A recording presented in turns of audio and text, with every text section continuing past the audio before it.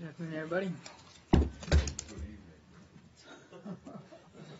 I should have known. 3:30 is getting near your bedtime, isn't it? I know you gotta. No. I know you gotta get to the early bird special.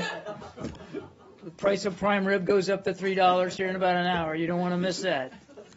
Goodness gracious! I will try to get through this quickly so that you can get to your supper. I think you may have seen the Secretary's statement on the 5th anniversary of New START. As he noted, today marks that anniversary of that treaty entering into force. The treaty's value has been proven over the last 5 years, and we still believe it's a source of continued dialogue, cooperation, and progress between the United States and Russia. New START furthers our goal to promote trust, transparency, predictability, and stability with the other largest nuclear power in the world, shows the world that the United States is serious about its leadership role on nuclear arms reduction. So I just wanted to draw your attention to that statement by the Secretary on this important anniversary. And as you know, I think you may have seen another important anniversary was the 15th anniversary of Plan Colombia, marked by President Santos's visit to the White House yesterday and here to the State Department today.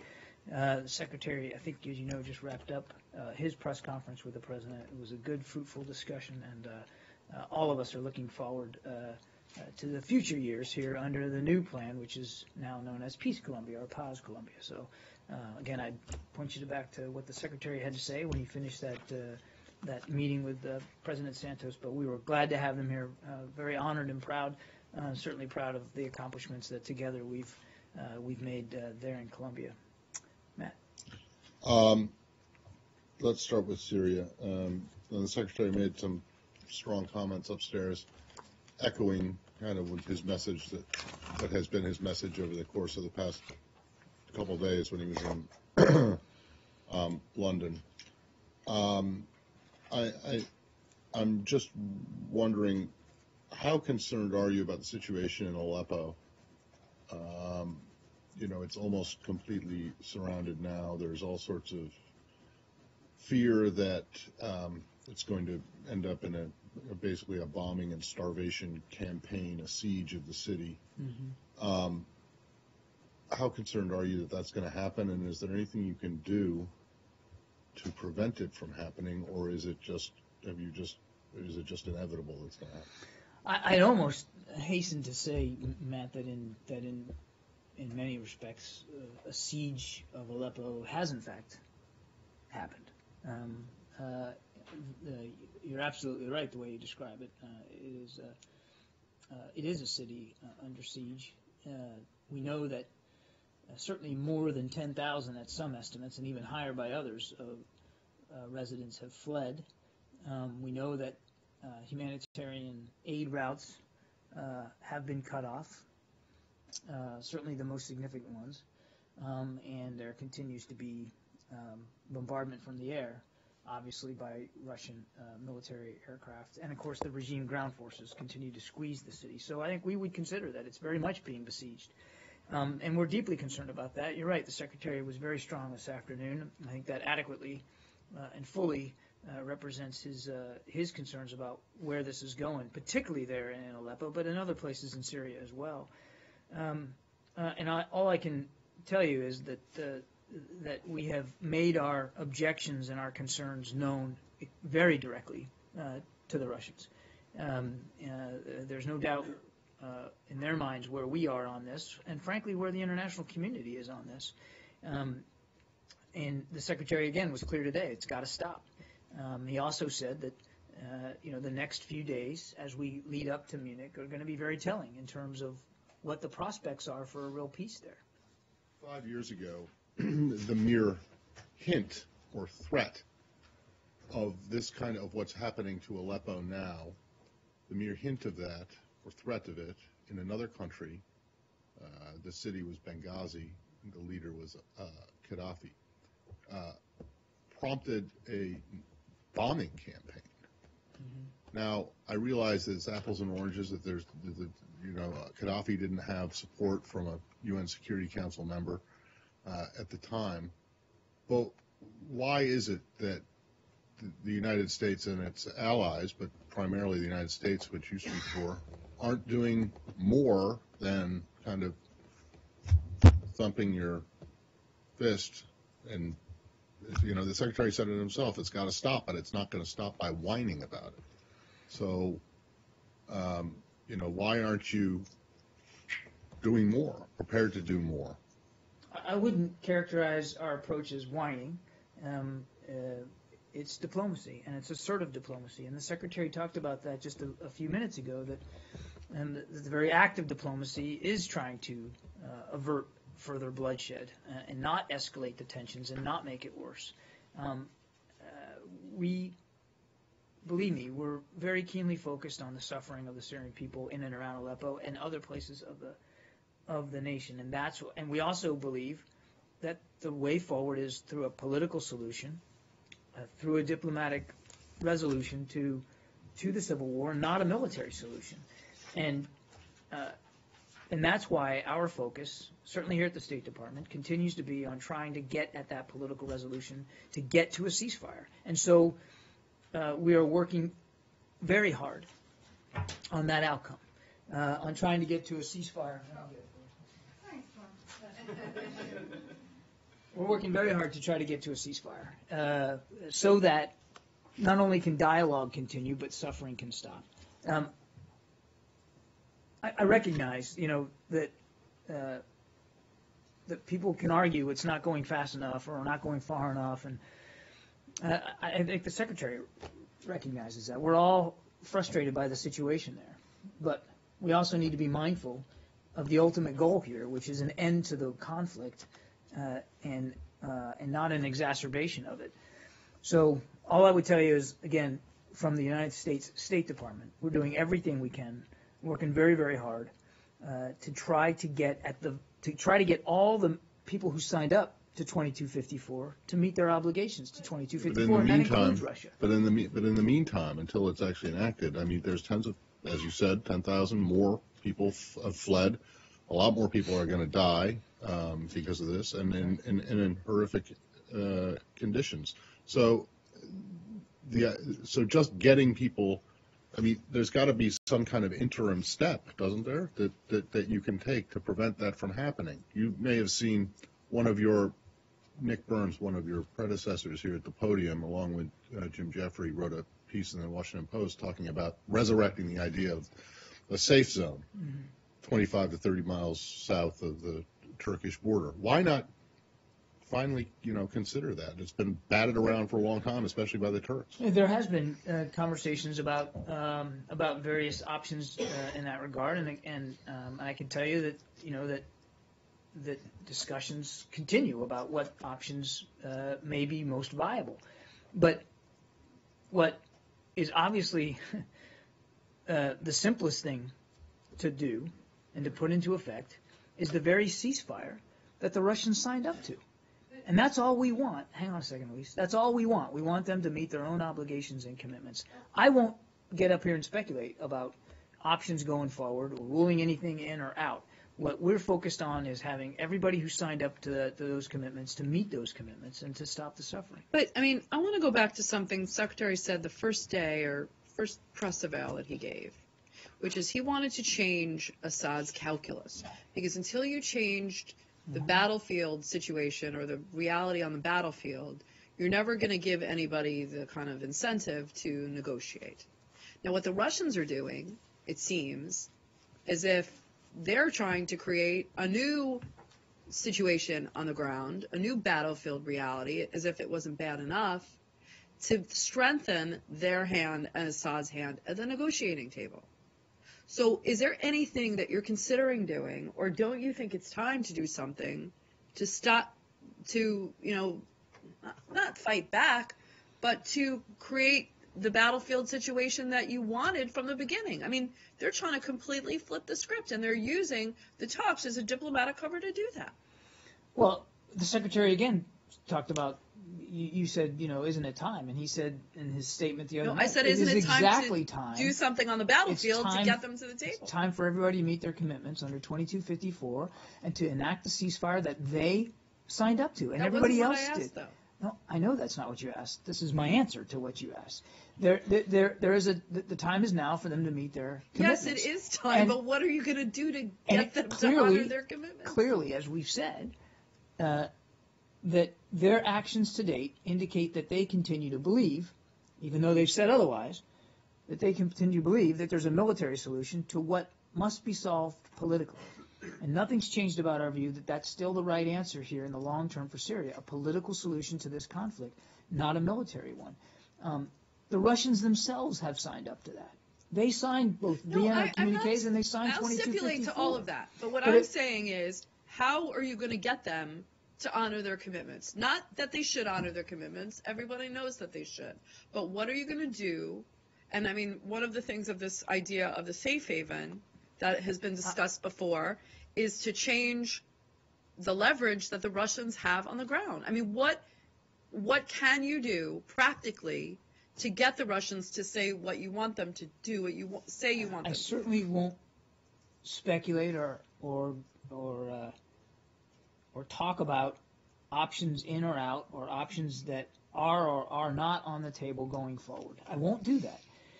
What needs to happen is the Russians need to meet their own commitments. And frankly, these questions you're asking, they're good questions. They should be asked in Moscow. What's it going to take for the Russians to do what they said they would do? What's it going to take for them to stop the bombing so that the peace talks can resume and so that we can get to this actual political transition that they themselves signed up to? Now, as the Secretary said, the next few days going into next week are going to be telling. And I can assure you that he has already made his objections and deep concerns about this situation known to Foreign Minister Lavrov. He will continue to do so, and I fully expect, as I said yesterday, that this is all going to be very sharply in focus in Munich on the 11th. Just one more.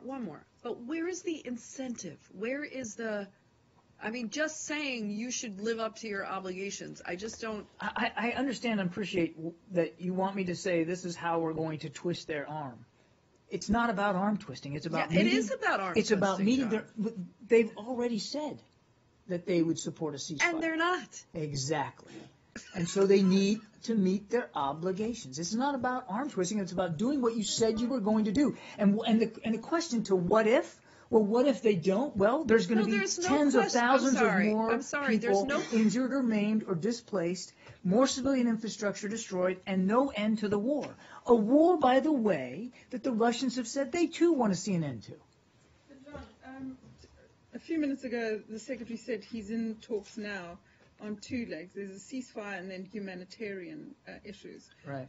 Does he believe that those two can bring the opposition back to the talks, or is that enough to bring the opposition back to the talks? Well, I won't speak for the opposition and what will or won't bring them back to the table. We've long said that we want the discussions to go on without preconditioned.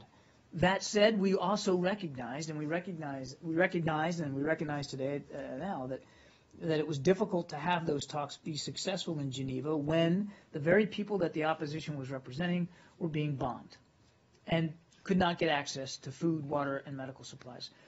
Again, I know it's not popular, but I'll point you back to Resolution 2254, which said all parties need to provide access, unfettered and sustained, to humanitarian aid and assistance to all those besieged areas. And we believe that should happen in its own right, not tied to the resumption of talks or not. It needs to happen now. Should have happened yesterday. Should have happened back in December when everybody signed up to it. Now, clearly, one would think, given the fact that the continued bombing and the lack of humanitarian access certainly played a role in pausing the talks in Geneva, one would naturally assume that if we could get a ceasefire in place or we could get some humanitarian access, that it would certainly help encourage a resumption of those talks. I mean, that's just obvious. But we're not pursuing it. We don't want to pursue it just to that end. Obviously, we want the talks to continue. The reason that the Secretary wants to pursue those two tracks, as he talked about a little bit ago, is because the international community signed up to them, and the fighting and the dying have to stop. And those are two ways that you can have an immediate practical effect on the fighting and the dying. So when he goes to Munich, he wants to have one or the other in place? Because he said the next few days. Or is he talking about something that he will then finalize in Munich? I don't think he was. I don't think he was at all saying that he's not going to go to Munich unless we have one or the other in place. Look, if we could get one or the other or both of them in place today or tomorrow, that's great. That's not going to stop the meeting in Munich from happening. That still needs to occur. But I don't think he was tying Munich in any way to getting these done. John, a follow-up on the ceasefire. When the Secretary said a few minutes ago that Russia has indicated to me very directly that they are prepared to do a ceasefire, was he referring to a new commitment from Russia and within the past few days? And if so, what kind of time frame did Russia indicate it was looking at? I think what he was talking about was a series of discussions that he's had with Foreign Minister Lavrov, including the last conversation where they talked about, in fact, it was in the readout that they talked about the importance of trying to get at a ceasefire. But this is something that he and Foreign Minister Lavrov have talked about a long time. And again, back in December, the Russians signed up to a resolution that said there needs to be and will be a ceasefire. So it's not a new topic. It is something certainly that in the last call they had, 2 nights ago? Right. It certainly came up. They talked about it before, but when he says they indicated to me very directly they are prepared to do a ceasefire. So, I mean, is there a time factor in there that's new? I don't have any more next detail. day, next week? I don't have any more detail beyond that. It needs to happen today, Pam. Today. Yeah, but I mean, it was signed up to in December. We want it to happen now. I don't know that in their conversations, Foreign Minister Lavrov, ascribed a certain timeline or date to it. But they did indicate, he did indicate, as the Secretary said, their willingness to pursue a ceasefire, and that's what we want to see happen. yes, a spokesman for the Kremlin was quoted today saying that the Russians want to do both, support the peace process and continue to support the Assad regime militarily. What do you say to that? I say they're completely discordant thoughts and discordant actions. So, I mean, you can't prop up the Assad regime and make it easier for him to kill his own people yeah. and say the other side of your mouth that you want to pursue this political transition and a peace process that you yourself signed up to in Vienna twice. You can do it. You should. But how long? It can't be done. You can't say that you're going to continue to bolster Assad and his regime, which has killed untold numbers of Syrian people and displaced millions from his own country. You can't say that is your goal, that that's what you're doing, and still say that you want to see a peaceful resolution to this conflict. Because the more Assad feels emboldened, the more he is reassured of his power and influence, the less likely, in fact, there's no likelihood of peace in Syria. So they are bluffing then. Who? The Russians. I don't know if I'd call it bluffing, but I certainly would say that the messages are absolutely at odds with one another, and doesn't, as I said yesterday, doesn't everything we've seen them do certainly would indicate or signal that they believe, despite what they've said, that there's a military solution to this conflict. And we continue to believe that there isn't one.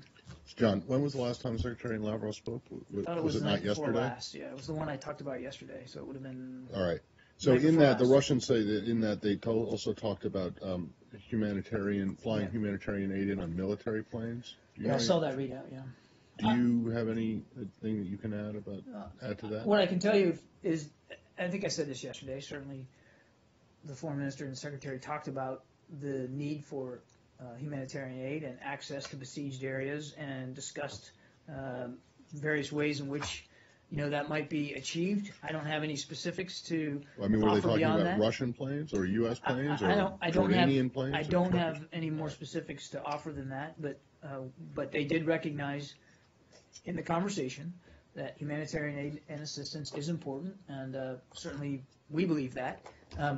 We also, continue to make the point that it's difficult to make that a goal when through the bombing campaign and regime operations on the ground, you continue to cut off the various supply routes on the ground to these cities. All right. And in terms of the Russians and what Samir described as bluffing, which, I mean, it seems to me the Russians, rather than bluffing themselves, are calling your bluff here because they have determined that you're not going to do anything really to stop them, which gets to Elise's first question on the whole idea of when the secretary came in talking about changing the calculus of Assad on the ground.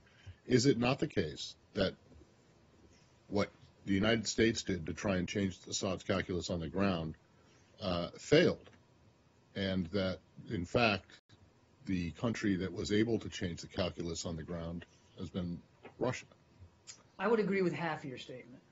I wouldn't say that it failed, because if you remember, the reason why Russia flew aircraft in was because the calculus of Assad was changing. He was under more pressure. Damascus was under threat. He was losing a grip. And as we said at the time, when the Russians were getting this great credit for some sort of grand Middle East strategy, what it really was them making a calculated decision, seeing that the regime was under threat, not wanting to have what they believe their military interests are, particularly military interests in Syria, damaged. Decided to react, and it was reactive, and that's all it was reactive. Okay, but that there's no question that their intervention has in fact had an impact on the calculus of Assad in the opposite direction. He has felt more emboldened. He has felt more reassured, and our message has been the same, that reassurance to him is doing nothing to try to bring peace in Syria, and it absolutely fundamentally is at odds with what the Russians themselves have signed up to in 2 communiques in a UN Security Council. But I don't understand why you're surprised at that. I didn't say I was surprised by that. Oh, so you took the Russian? You didn't think the Russians were being surprised honest by what? When they voted in favor of the resolution? Well, they signed up to it. They voted for it. They have been leaders at the table throughout the Vienna process.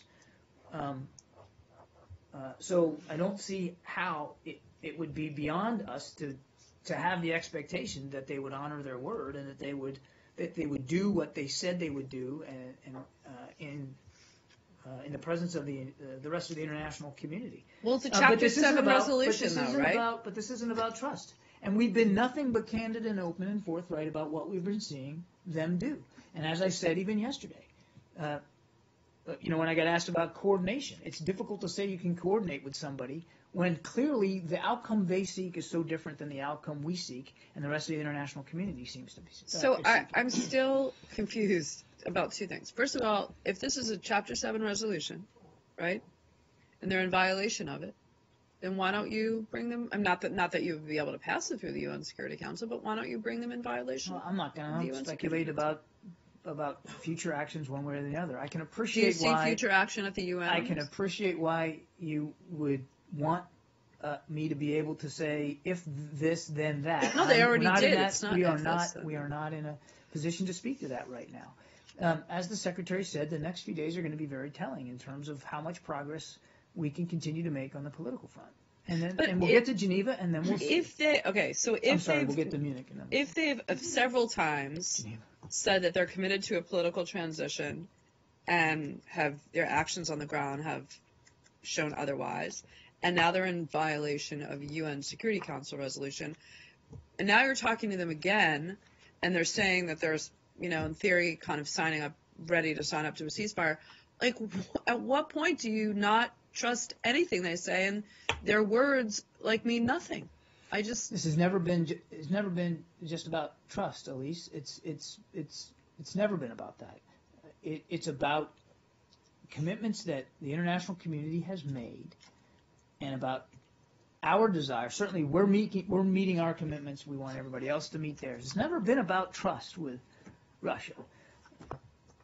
But we didn't make them sign that resolution. I guess maybe a better question. Make them sign up to the communique. I guess a better question is how many more times are you going to take their assurances that they're willing to sign on to a ceasefire or hold talks and continue to drag out the diplomatic process without taking more action on the ground to change the battlefield situation? The question presupposes that we're simply just sitting back and taking them at their word, and we're not.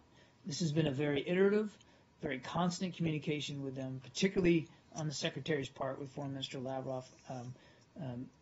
They have had some pretty tough conversations about this, and the Secretary's been nothing but very forthright about his concerns. And we're going to continue to press those concerns. Again, the next few days will be telling, and it's important that we move What are they going to towards- tell? Like, what if It'll tell us how committed all the parties are to seeing enacted exactly what everybody said they would want to see enacted, which is a ceasefire and humanitarian access, and a real, tangible move to get the political process going. And the next few days, again, will be very telling on that. And I wouldn't speculate right now one way or the other, conditionally, what the international community might do if we can't get there. John, Yeah. as a follow-up to Matt's question, you don't want to speculate, I know, but just to understand the perspective of U.S. But you want me to. You talk about this Everything issue. comes Yes. after the word "but" is what you're really going at. Okay, at this point, you talk about this issue yesterday as well, about the Russians' suggestion that the Turks are preparing for a ground operation in Syria. You didn't comment on this, but do you believe that after this ceasefire attempts fail, at this point, a ground operation will be productive in Syria? Not necessarily by U.S., but the Turks or, for example, Saudis? The short answer to your question is no. We continue to believe that there's no military solution to the civil war in Syria. Nothing has changed about that, about our calculus with respect to that. That the answer needs to be a political one. That's the real way to achieve some sort of long-lasting, sustainable peace. Not escalating the tensions, not more bloodshed. And the second one, I know that you are discussing this border security issue with the Turks, and Secretary of Homeland Security also, he's heading to Turkey soon in the upcoming days. There is another border security problem right now after this situation in Aleppo. Not only the 98 kilometers between Manjib and Jarablus, between Marya and Jarablus, but also the Azaz corridor is another border security problem maybe.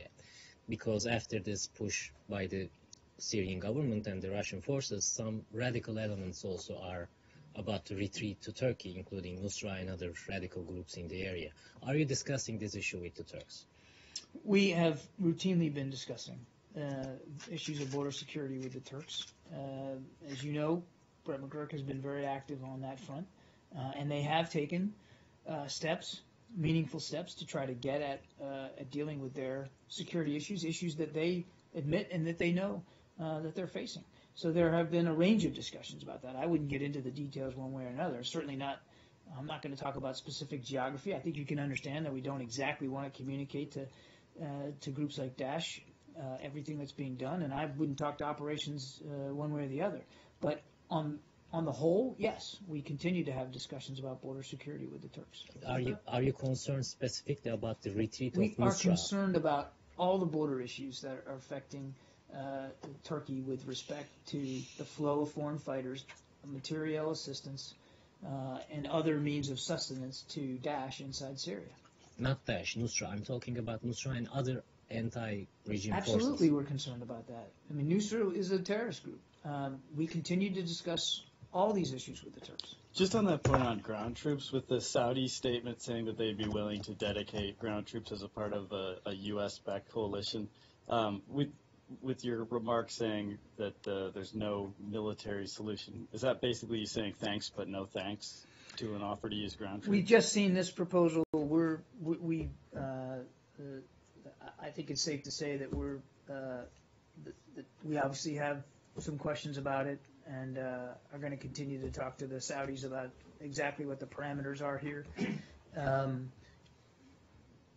But when we talk about no military solution, we're talking about no military solution to the civil war, to the fight by the opposition against the regime. We're not talking about the efforts to go after Daesh. I mean, clearly, the coalition is involved in military operations in Syria against Daesh, and that's going to continue. We still have to degrade and destroy their capabilities.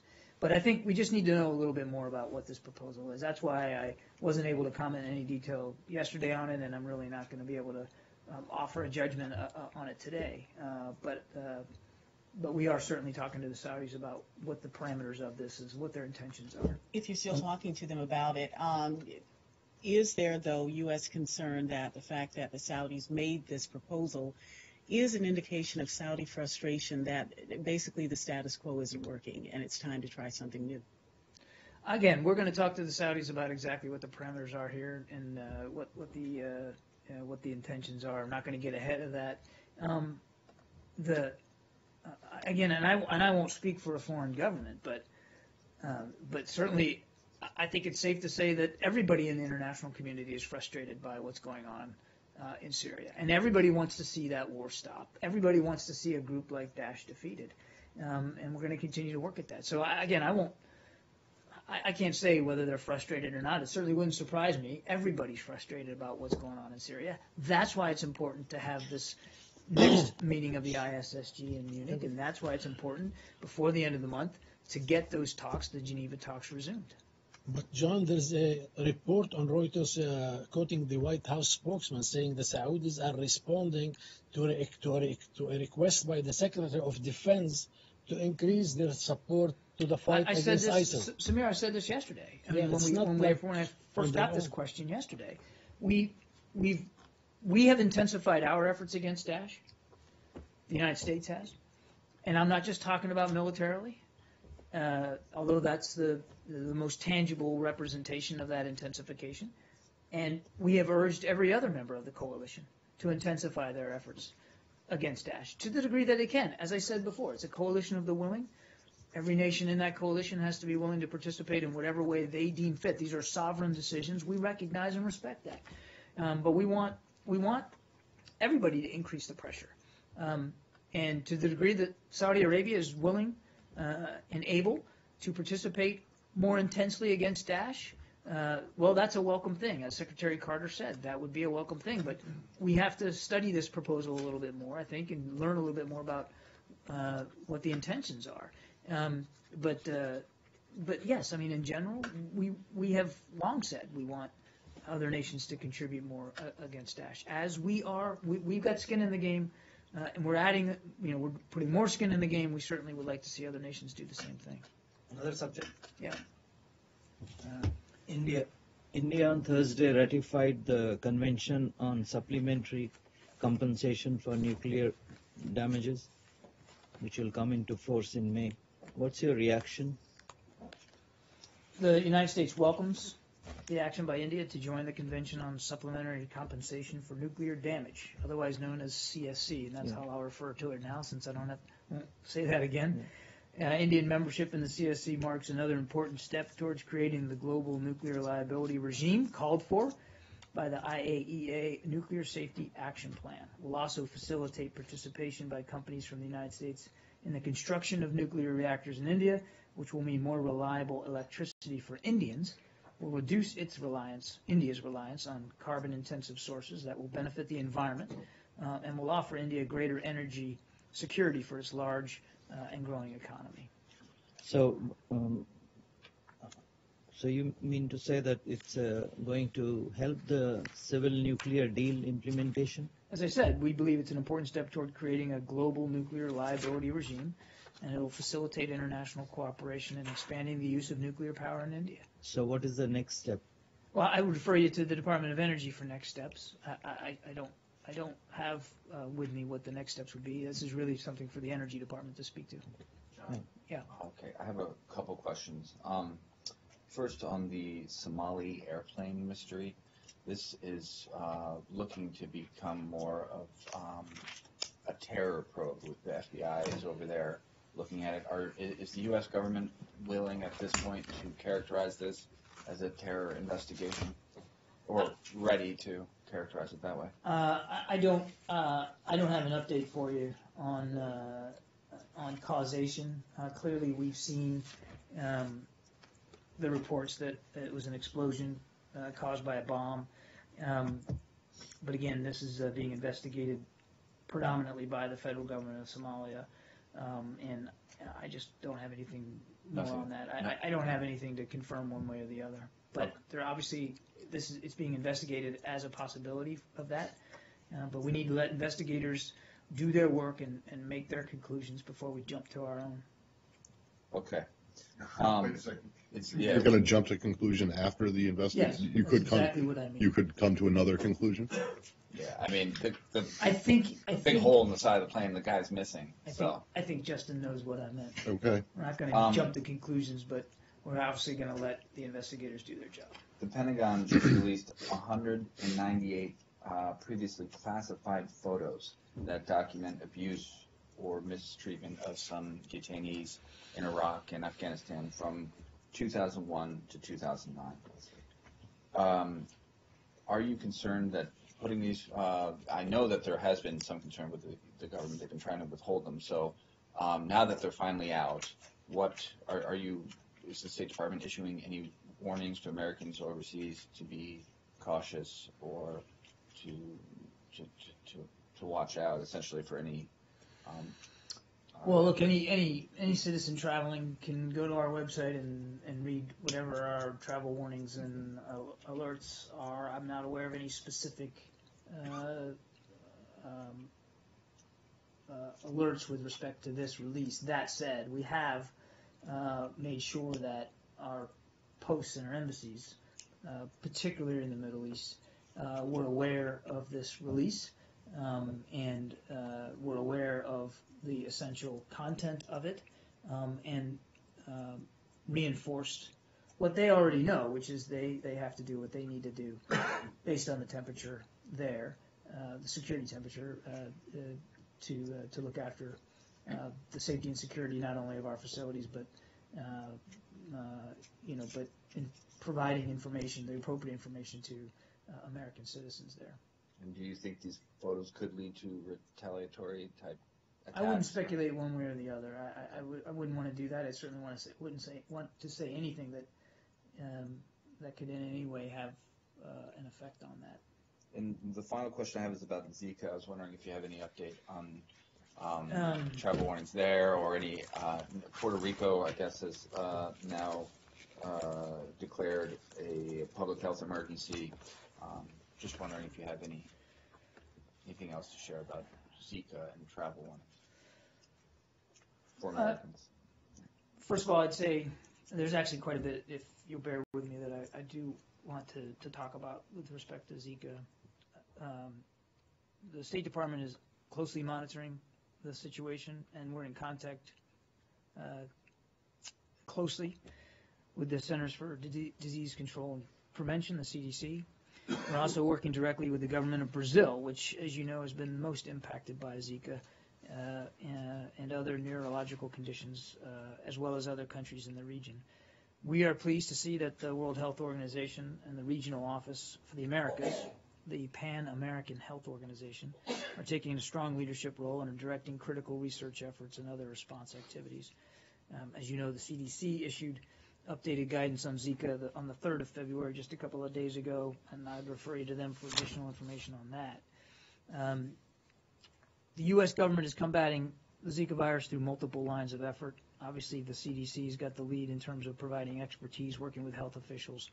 The president met with the national security team and the health team in late January to discuss the spread of this and emphasize the need to accelerate research efforts to make better diagnostic tests available, to develop vaccines and medicines, to improve mosquito control measures, and to ensure that all U.S. citizens have the information they need about the Zika virus. We've posted some of that on our website. I know it's on the White House's website as well. And again, all federal agencies are working together on this and collaborating with it. At the State Department, we lead on several critical efforts in close coordination with the White House and Health and Human Services, CDC. We lead on the diplomatic front, engaging with foreign governments, including coordination with affected countries and those ready to assist in response. We also lead on getting timely and accurate information to U.S. citizens traveling or living in affected areas. Again, we've got quite a bit of information on our website, and in supporting all U.S. government employees and their families at our overseas posts. Under the leadership of the Deputy Secretary for Management and Resources and the Assistant Secretary for Oceans, Environment, and Science, in coordination with the Bureau of Western Hemisphere Affairs, We have established here at the State Department a Zika coordination team and a broader working group to ensure a robust and coordinated department response. In our response to Ebola last year, we learned important lessons about how best to put this kind of coordination mechanism in place, and we're taking lessons learned from Ebola to do exactly that. As for guidance to give American travelers, we obviously defer first and foremost to CDC on public health guidance. They've issued a travel alert level 2, which says it's called Practice Enhanced Precaution for countries where there is active Zika transmission. They further recommend that travelers take measures to protect themselves from mosquito bites. They also recommend that until we know more about the connection between Zika and birth defects, that pregnant women in particular consider postponing their travel to Zika-affected areas, and women trying to get pregnant strictly adhere to steps to prevent mosquito bites. We have, as I said, links to all this information on our website for Americans traveling abroad at travel.state.gov, and this site will be updated as further information becomes available. What about your own embassy staff and employees? Are you urging pregnant women to come home? At this time, I'm not aware of any warning to pregnant U.S. government employees overseas in terms of coming home. These are obviously decisions that they have to make. But we are, however, just like we would for American citizens, certainly making sure that we're providing our posts and our employees all the information that they need and that they have that is available so that they can make these informed decisions. But I'm not aware of any order or requirement here at the State Department to order them back home. But there's a lot going on, and I can tell you Secretary Kerry is very focused on this. He was talking about this just yesterday morning just this morning in a staff meeting, in a morning staff meeting. So it's very much on his mind, and we're going to continue to work with the interagency to do as much as we can. And obviously it's an evolving situation. As information becomes available or needs to change, we'll change that. But again, I really want to I appreciate the question because I do want to put a plug in for our website, travel.state.gov. There's information on there. It is dynamic. We'll keep it updated as need be. But thank you for that. I got one more. Okay, we'll do. Okay, a couple more. I know we got to get to the early bird special, so we don't want to. It is not the early bird special. Yeah, the early bird special is Happy also hour. Well, in Matt's case, they're one and the same. No. All right, go ahead. So last night at the Democratic debate, Secretary Clinton said that she is 100% confident that that nothing will come out of the FBI investigation into her email server. Does the State Department share that confidence? I wouldn't speak one way or another to the outcome of reviews and investigations that are ongoing in terms of these past email practices. I've been very scrupulous about not commenting on those, and I'm gonna stay right there. And a follow-up, can you tell us about the differences between what was uncovered in the State Department Inspector General's report into past practices by former Secretary of State Secretary Powell and Secretary Rice? Apparently there was a handful of classified emails on that they were exchanging. How is that different from what was found on Secretary Clinton's emails? That about 1,600 of them are deemed classified now. Well, let me tell you what I can say, and there's a lot that I can't say, but this is what I can say. Regarding the emails that you're speaking to, the prior secretaries. At the request of the State Department Inspector General, the State Department conducted a classification review of 19 emails and decided to classify some of them during this review, a review which I might add is still ongoing. These emails originated from State Department officials using their unclassified State Department email accounts during the tenures of Secretaries of State Condoleezza Rice and Colin Powell. I'm not going to speak to the content of these documents. These documents were not marked classified at the time that they were sent. And as to whether they were classified at the time they were sent, the State Department review process right now is actually focused on whether they need to be protected today with respect to these documents. As you guys know from covering this, it's not unusual to upgrade a document following a classification review. That happens routinely. And any further questions about this, I'm going to refer you to the State Department Inspector General. I might have misheard. Yeah. Weren't they coming from They private weren't coming from email accounts? unclassified. Not from unclassified state.gov accounts? I can confirm that the 19 emails reflect the emails sent from unclassified State Department accounts to, in some cases, personal email accounts. Okay? So, Okay. wait a second. So, the ones that, let's just take Secretary Powell. These emails were sent to his private non-state.gov account. I didn't say that. I didn't say Well, hold on. that.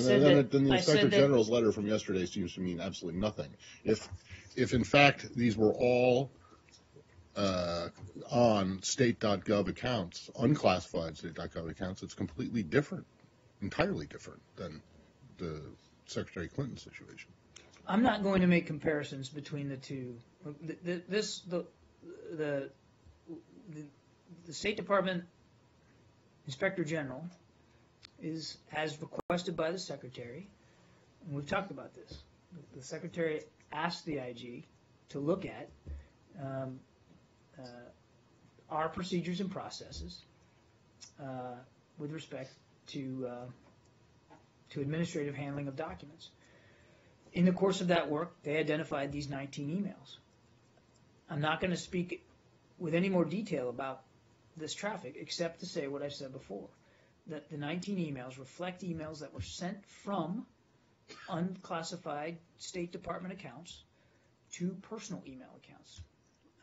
Exactly whose account and All right. all that. But I'm in not gonna every get into. case, these 19 were sent to a personal account, not another state.gov unclassified account.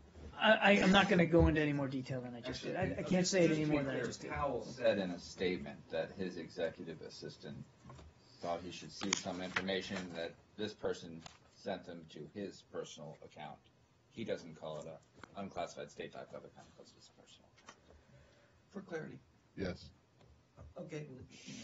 If you remember the last year, we hosted this at the press club on the email, and there it came out that the Secretary Kerry is the first secretary who's using state.gov. Somebody has used before that AOL, somebody has used something else.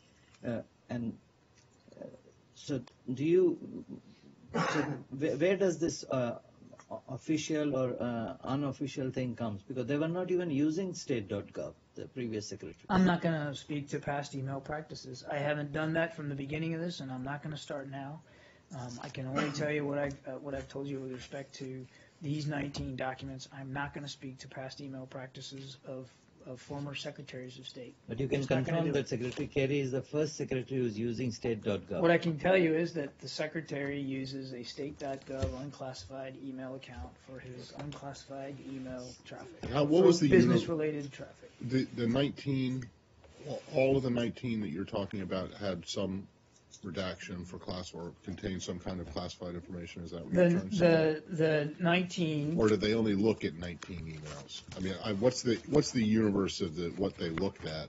I mean, 19 doesn't seem to be a very representative sample. So I don't know what the body was. I simply don't know, and I'd refer you to the IG for that. And as I said, we conducted a classification review of 19, decided to classify some of them, and the review is still ongoing. So what I didn't say was all 19 have been upgraded in some way. I said we've upgraded Right. some of them. But they only looked at 19 emails?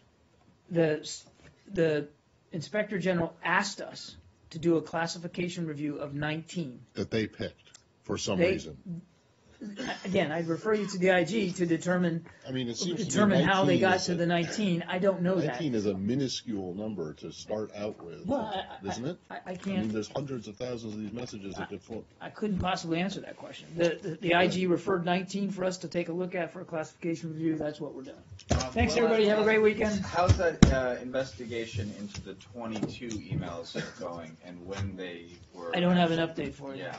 Go Broncos. Yes, Thank go you. Broncos.